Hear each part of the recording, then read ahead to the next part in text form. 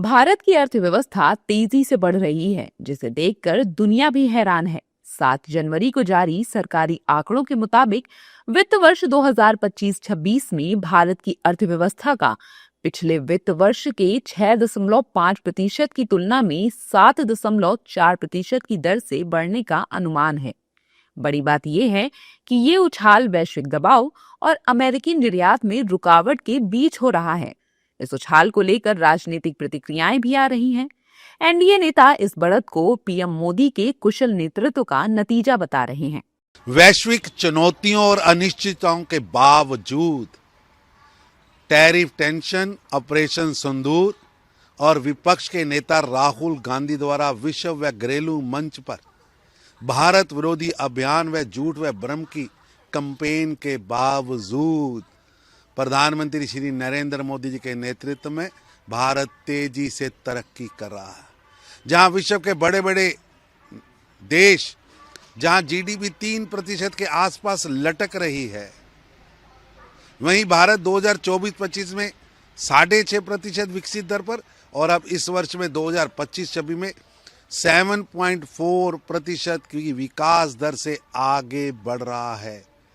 ये प्रधानमंत्री नरेंद्र मोदी जी की कठोर वित्तीय अनुशासन दूरगामी में भारत की वित्तीय स्थिति को मजबूत करने की सफल योजनाओं का परिणाम है। प्रधानमंत्री नरेंद्र मोदी जी आज ग्लोबल लीडर हैं। पूरी दुनिया में उनकी बात सुनी जाती है और भारत तेजी से उभरता हुआ देश है।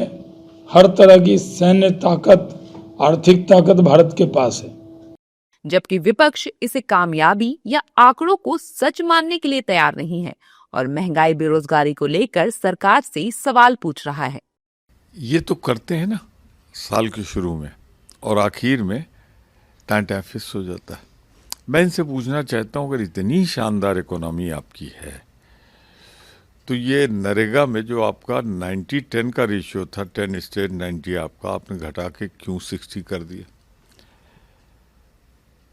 क्या कारण है कि महंगाई बढ़ रही है, बेरोजगारी बढ़ रही है, जो लघु और मध्यम उद्योग हैं वो समाप्त हो रहे हैं? अगर इतनी ही गुलाबी तस्वीर है तो इतनी भयानक असलियत कैसे? तो सच्चाई कुछ और है।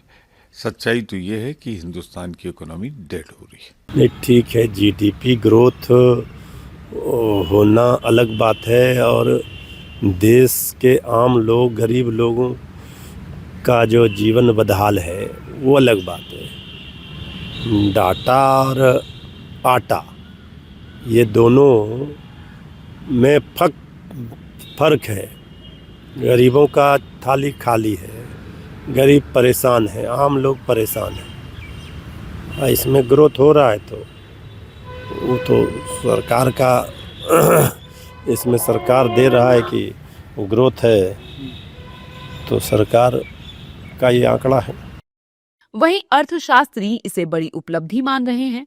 उनके मुताबिक ये ग्रोथ सरकार की योजनाओं का ही नतीजा है।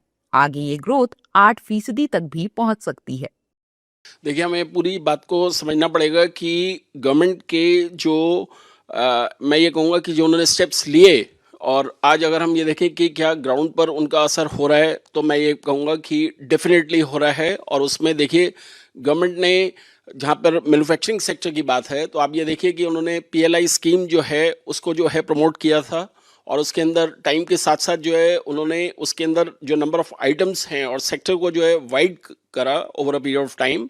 उसकी वजह से हम ये देख रहे हैं कि आज जो है इंडिया के अंदर मैन्युफैक्चरिंग जो है वो जिस पेस से बढ़ी है वो हमारे देश ने इससे पहले कभी नहीं देखा है।